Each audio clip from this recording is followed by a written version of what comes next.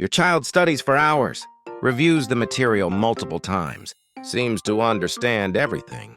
Then the next day, it's like they never learned it at all. You think, maybe they're just not good at remembering. Wrong. The problem isn't that information isn't getting into their brain.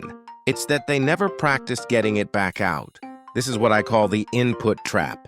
And it's destroying learning outcomes for millions of kids worldwide. Let me explain what's really happening and how to fix it. Here's the harsh truth about memory: your brain is designed to forget. German psychologist Hermann Ebbinghaus proved this in the 1880s with his famous forgetting curve. Within 24 hours of learning something, you forget approximately 70% of it. Within a week, 75% is gone. Within a month, almost 80%. But here's what changed everything: that curve can be flattened. Not by studying harder or longer, by changing how you study. Specifically, by switching from input-focused learning to output-focused learning. Most students spend 90% of their study time on input, reading textbooks, watching videos, taking notes, highlighting passages. All of this feels productive. It feels like learning. But it's not. It's the illusion of learning. Because memory doesn't get stronger by putting information in. It gets stronger by pulling information out. This is called retrieval practice. And it's one of the most robust findings in cognitive psychology. A landmark study by Roediger and Karpicki in 2006 compared two groups of students. Group A read a passage 4 times. Group B read it once, then spent the remaining time trying to recall everything they could remember. 1 week later, Group B retained 50% more information than Group A.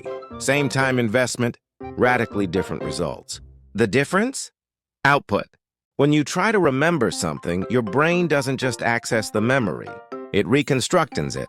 It searches for fragments, connects related information, fills in gaps, and outputs a coherent answer. This reconstruction process actually rewrites the memory, making it stronger and more accessible next time. Every time you retrieve a memory, you're essentially re-encoding it with better indexing. Think of your brain like a library. Input is putting books on shelves, but if you never practice finding those books, you'll have no idea where they are when you need them. Retrieval practice is learning the library's organization system. It's building a mental map of where everything is stored. Now here's where it gets even more interesting.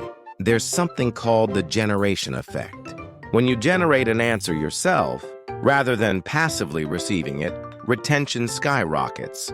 For example, completing the sentence, "The capital of France is blank," produces much stronger memory than reading, "The capital of France is Paris." Why? Because generation requires deeper cognitive processing.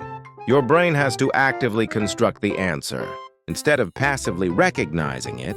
And then there's the teaching effect. When you prepare to teach something to someone else, your brain organizes information differently. It identifies core concepts, structures explanations, anticipates questions. A 2014 study by Fiorella and Mayer found that students who studied with the intention of teaching others significantly outperformed students who studied for their own tests. Even better, actually teaching someone activates all 3: retrieval, generation, and restructuring. So what does this mean practically? It means the 3 to 7 rule. For every 3 hours of input, you need 7 hours of output. Yes, you read that correctly. You should spend more than twice as much time practicing retrieval as you do initially learning material. Let me give you concrete output strategies. First, blank page recall. After studying a topic, close all materials. Take a blank sheet of paper and write everything you remember. Don't worry about organization or accuracy initially. Just dump everything from memory. Then check what you missed and focus your next study session on those gaps. This is active recall in its purest form. Second, self-quizzing. Create your own test questions. This is brilliant because it combines multiple cognitive processes. You have to identify important concepts, formulate questions, and then answer them. Apps like Anki use spaced repetition algorithms to show you flashcards, right when you're about to forget them, maximizing retention efficiency. Third, the 5-sentence summary. After learning something, force yourself to explain it in exactly 5 sentences. No more, no less. This requires brutal prioritization. You have to identify the core concepts and relationships. It's compression with understanding. Fourth, teach it. Explain the concept to a parent, sibling, friend, or even a stuffed animal. When you verbalize complex ideas in simple terms, you're forced to truly understand them. If you can't explain it simply, you don't understand it well enough. This is the Feynman technique, named after physicist Richard Feynman. Fifth, spaced repetition. Review material at increasing intervals. Review once within 24 hours, again after 3 days, then 1 week, then 2 weeks, then 1 month. Each review session should focus on retrieval, not rereading. The act of remembering at the moment you're about to forget creates the strongest consolidation. Now let's talk about why kids resist this. Output is hard. It's uncomfortable. When you try to recall something and can't, you feel stupid. Rereading feels safe. It feels productive. You recognize the material and think, oh yeah, I know this. But recognition is not recall. Recognition is passive. Recall is active. And only active retrieval builds durable memory. This is where parents and teachers need to shift their approach. Stop asking, did you study? Start asking, can you explain it to me? Stop saying, read it again. Start saying, close the book and tell me what you remember.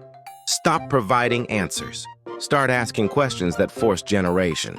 And here's the neuroscience behind why this works. Retrieval activates the hippocampus and prefrontal cortex, the brain regions responsible for memory consolidation and executive function. Repeated retrieval strengthens the neural pathways between these regions. It's literally building brain infrastructure for accessing knowledge.